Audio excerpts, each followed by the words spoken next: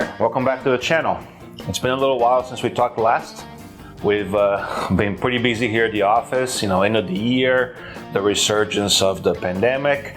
So, but I've been missing talking to you guys, and it's good to be back here. So we're gonna return now to regular videos, trying to post about once a week. So I just came back from a conference. It was our first in-person conference in the last maybe 2 years or so. Everything's been done virtual since the pandemic started because, of course, careful with isolation and everything. But we had, last week, I was out in Las Vegas. That was the first week of February. I was out in Las Vegas for the annual meeting of the American Academy of Cosmetic Surgery. I've been a member of the AACS for many years now. I'm currently in their board of trustees, so I'm part of the directors, of the board of directors. And it's a great organization. It encompasses everything, all the specialties in cosmetic surgery. People teach about facelifts, about eyes and body and breasts and lipo. So it's very encompassing. And hair, of course, is a part of cosmetic surgery. So I have been very fortunate over the last few years to be entrusted by the AACS, which pretty much kind of handling the hair portions of the scientific meetings. So I chair a couple of sessions on hair transplantation. This year, the focus was on immersion on perfection. So again, evolution of techniques, evolution of treatments and everything for all sorts of cosmetic treatments. Again, from head to toe, talking about everything. So we did a cadaver lab, which was really nice. This is a picture of my badge here, so you can see all the little ribbons of the stuff that I do there.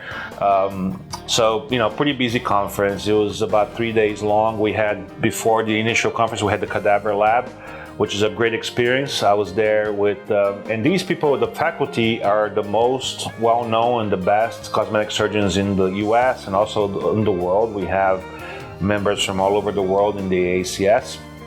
So it's great because I got to teach in the cadaver lab, talking about hair transplants as a corrective procedure for facelift scars and eyebrow lift scars. So it's really nice. Picture of the faculty in the cadaver lab. It was a nice facility up in Las Vegas. So we got to have a lot of fun with the attendees. It was an all-day course.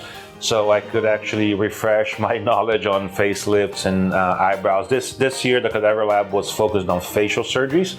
So of course, I showed some techniques on hair transplantation, how they can be useful, and also taught the cosmetic surgeons that do facelifts and eyebrow lifts how to plan their procedures considering the hair and the impact of those scars as the hair is concerned, so to prevent damage, and also how we can help their patients when they have complications or scarring from those procedures, how we can help them by transplanting into the scar. So if you're out there, if you had a facelift, you had a brow lift, and now you have scars on the scalp, hair transplantation can be a good option to conceal them. So think about that, and we can see you for a free consultation to discuss your options. So that's one of the lectures I gave in the cadaver lab. So again, how to use hair transplantation to correct scars.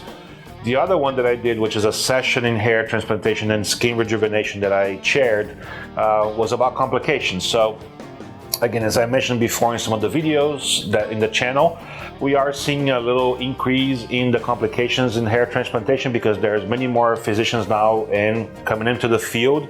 Some of them with very little training in hair, thinking that hair transplantation is an easy procedure.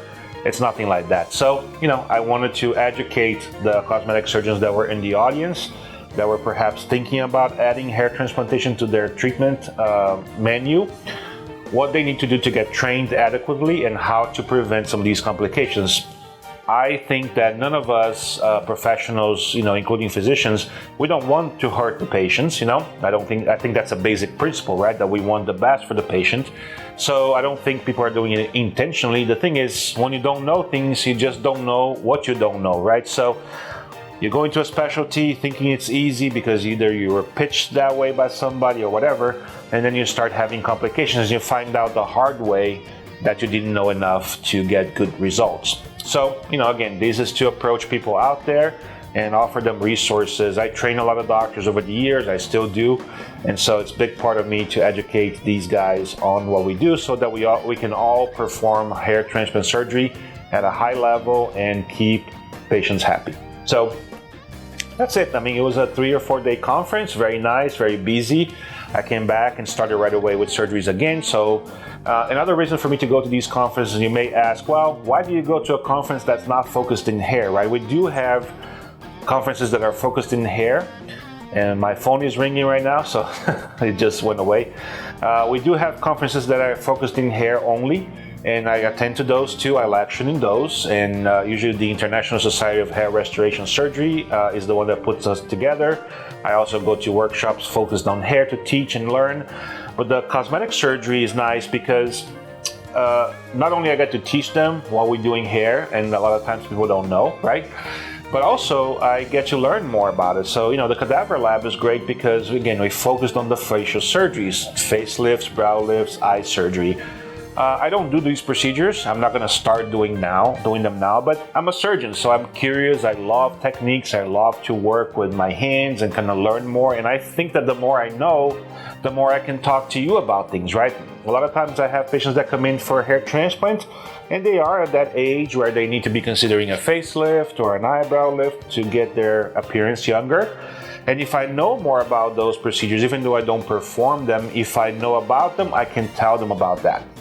I can educate them on that, and I can say, well, you're not really a good candidate for Botox or fillers anymore. You're at that point now where you should consider a neck lift or a facelift or whatever.